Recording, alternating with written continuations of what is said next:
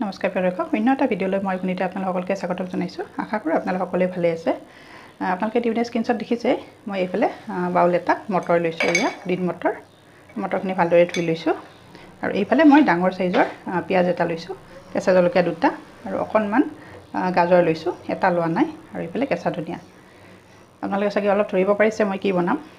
আপোনালোকে সাধাৰণতে গ্ৰীণ মটৰৰ পৰা চাটনি, ঘুগনি নাইবা চব্জি দি খাইছে নহয় জানো, বা কেতিয়াবা ভাজিও খাইছে, কিন্তু আজি মই তেনেকুৱা নকৰোঁ। অলপ ব্যতিক্ৰম ৰেচিপি এটা লৈ আহিছোঁ।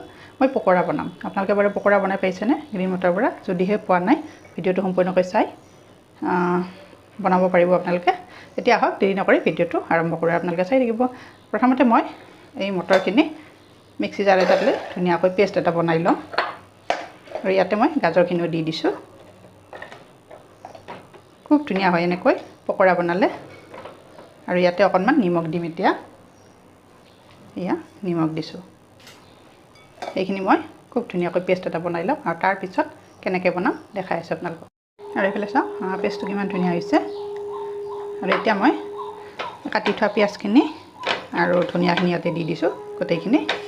খুব ধুনীয়াকৈ এতিয়া মই ভালদৰে সানি ল'ম।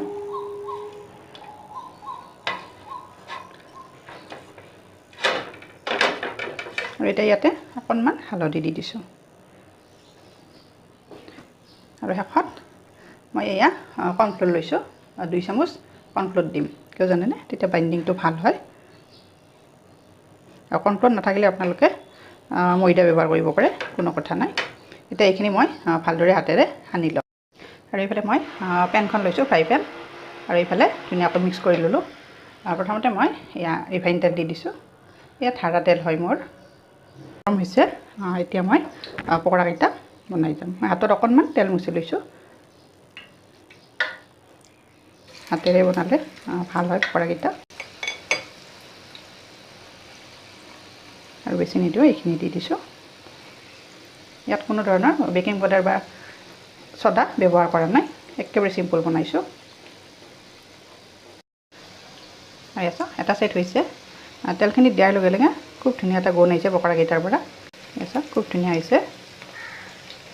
এনেকৈ মই বাকীখিনিও বনাই ল'ম। গোটেইখিনি ভিডিঅ' নেদেখাওঁ, নহ'লে ভিডিঅ'টো বহুত দীঘল হৈ যায়। আৰু মোৰ গৰম গৰম পকৰা ৰেডি। আৰু লগত এয়া টমেট' চচ।